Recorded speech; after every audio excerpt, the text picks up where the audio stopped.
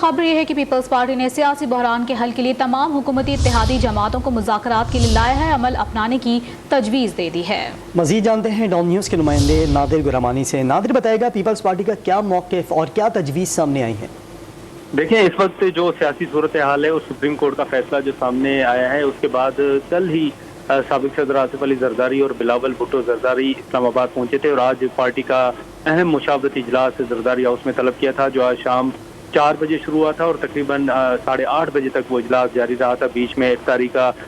کے لیے بریک بھی تھا۔ اس اجلاس کا جو ابھی اعلامیہ جاری کیا گیا ہے، اس میں واضح طور پر پیپلز پارٹی نے یہ تجویز دی ہے کہ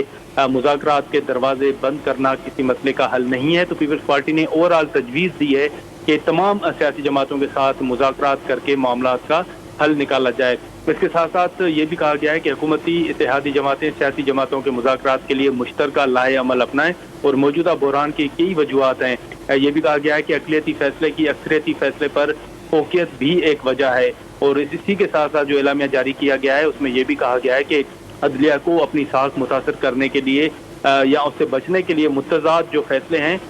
وہ بھی بحران سے نکلنا ہوگا، عدلیہ کو بھی اس بحران سے جو ہے وہ نکلنا ہوگا۔ ساتھ ہی ساتھ جو اہم نقطہ ہے پیپلز پارٹی کے اعلامیے میں وہ یہ بھی ہے کہ آئین میں دی گئی مدت میں تمام اسمبلیوں کی ایک وقت جو صاف شفاف انتخابات ہیں وہ ہونے چاہیے، اور پیپلز پارٹی انتخابات کے لیے آئین میں دی گئی مدت سے تاخیر کی حمایت نہیں کرے گی۔